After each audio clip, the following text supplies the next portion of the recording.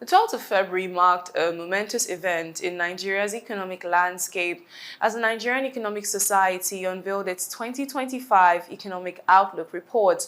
Without a doubt, Nigeria, under the Bola Ahmed Tinubu administration, has faced a wave of bold economic policies that have undeniable impact across the country. Hanging over this year's outlook was the question on how we can navigate through these headwinds. A major phrase that echoed through the discussions on the outlook was cautious optimism, a sentiment that reflects that the delicate balance between the hope for economic recovery, the harsh realities of rising costs, and the financial strain on the average Nigerian. Experts have described the reforms as largely based on policy efficiency, with little attention paid to the equity and distributional efforts of the Nigerians. Hence the question of who really is bearing the brunt of the changes. Here's the report. N E S. Yes. Please a round of applause for Nigerian Economic Society. Economists, policymakers, and multilateral organization representatives gather as the Nigerian Economic Society unveils its 2025 Economic Outlook.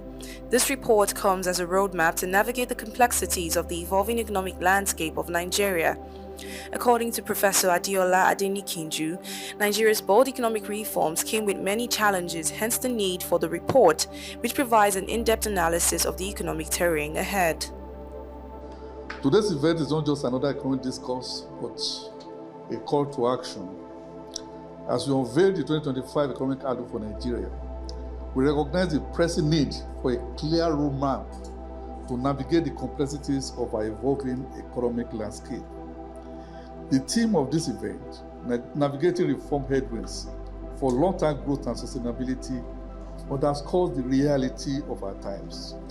While Nigeria has embarked on several bold economic reforms to foster stability and attract investment, the journey has not been without its challenges. Structural adjustments, subsidy reforms, monetary policy recalibrations, and initiatives to boost more revenue have all encountered resistance and unintended consequences. Dr. Shamsudden Usman, the former Minister of Finance and Chairman of the occasion, also present at the event, emphasized insecurity as a major hindrance to Nigeria's economic development.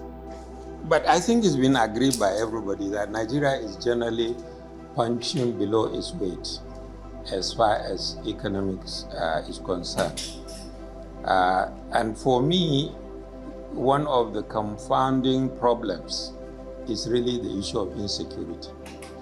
Because without security, you really can't get anything done. And this is, people talk of corruption and yes, all those things are, really, critical. But the insecurity that almost all over the country is really, you can't get any economic activity done properly if there is persistent insecurity. The welcome address is followed by a panel of discussion of experts in their field who deliberate critical questions on the economic outlook. Dr. Mahmood Hassan, Director Monetary Policy CBN, comments on the pullback from the subsidy removal, emphasizing the need for a cushion effect on the hardship faced by citizens. He further gives recommendations on the next step ahead. Realities now are the fact that the pullback that we got from the subsidy removal, how is it implemented to provide cushion for this hardship that we're seeing? There needs to be transparency in the deployment of the gains of the subsidy removal, if there is any. And that should go into providing other public utilities that will cushion the effect on the populace. The free ride utilities which include like education, like health, like creating employment. Amidst talks on cushioning effects, questions are raised on the integrity of data on the statistics of the poor and vulnerable in Nigeria. Questions on whether government intervention truly assessed the most vulnerable populations. Joshua Olufemi comments by stating that the use of data by government for decision-making is narrow and also raises questions on the government's approach towards technological development in each sector. The use of data by government, data for decision making seems to be very linear and, narrow. if you're putting your stabilization gain or whatever policy gain into conditional cash transfer, what informed that has been what is important. Farmers have continued to, have post-harvest losses. You're giving them more money to go and produce more of what they're going to lose because they can't move it from farm gate to market. So should you be putting money into that structure or putting money into people's hands to buy more? It's not enough. It's not enough to have that technology capacity. It is not enough for you to put a lot of money. I've seen a lot of international people put money into technology, and the question is, which sector are they deploying this technology into? We can't even connect the technology innovation that Nigeria has been making. We've had a lot of fintech companies in Nigeria, unicorns in Nigeria, but just finance. Nothing is happening in the agriculture sector, nothing is happening in energy and technology sector. Nothing is happening in those sectors that, if we go back to our sub-sector GDP figures, when you look at it, you see that you don't have the connection between that technology innovation and those sector growth that we're really looking for. IMF resident representative Dr. Christian Ebeke draws attention to the shift of the global economic landscape on which previous reforms were implemented by the current administration. He emphasized the need for the expansion of the fiscal space to keep the country positioned for the development of its critical sectors. When the reforms were implemented by the administration, it was based on a certain landscape globally, right? So we knew what the world economy is going to be, and there were some assumptions about growth and exchange rate, but also interest rate, financial conditions globally. Now the reality is different, right? And so the landscape when the reform were implemented is no longer the landscape when the reform are going to impact the economy. So we are in a completely different world. You can see how foreign aid, the landscape is being shifted. You can see how global economic fragmentation is now coming back again as a key topic.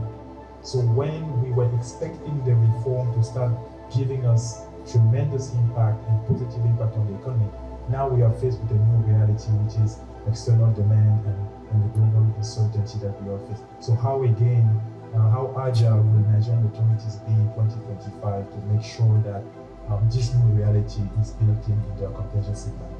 Now the question is how you accelerate social protection and support to the most vulnerable so that you achieve a better balance between adjustment but also social protection.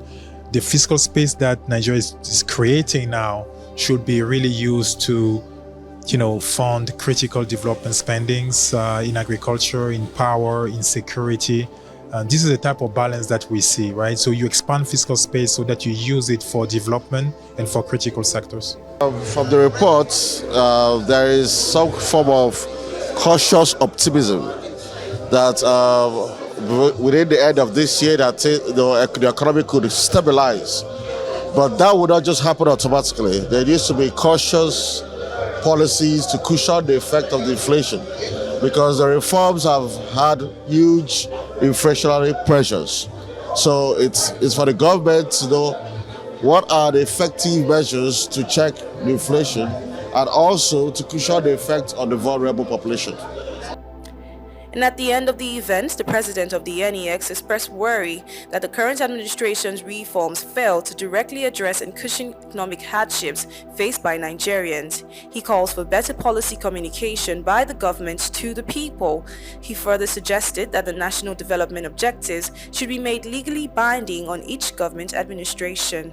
Yeah, where the outlook provides analysis of the economy,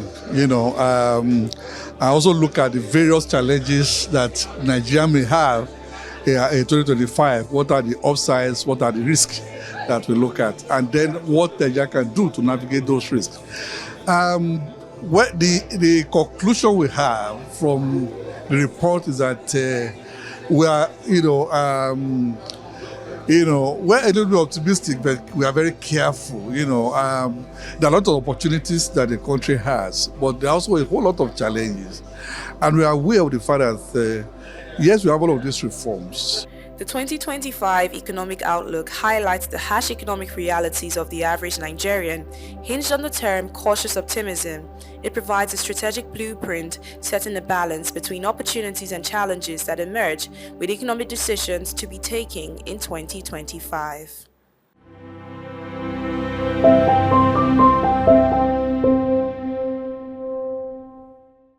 As Nigeria charts its course through an era of bold economic reforms, the 2025 economic outlook offers a critical lens on the road ahead. While the reforms push forward, the immediate hurdles remain very steep. While we tread on careful optimism, like we've called it, it's very clear that navigating through these headwinds require inclusive strategies and more commitment to easing the burden on the everyday Nigerian. The path forward is not without challenges, but within these challenges lies opportunities for resilience, innovation, and a stronger economic future. The question now is, can the current administration seize this moment to turn these reforms into tangible progress? Let's have your thoughts in the comment section. Many thanks for watching. I'm Tonya Gubanjo. It's bye for now.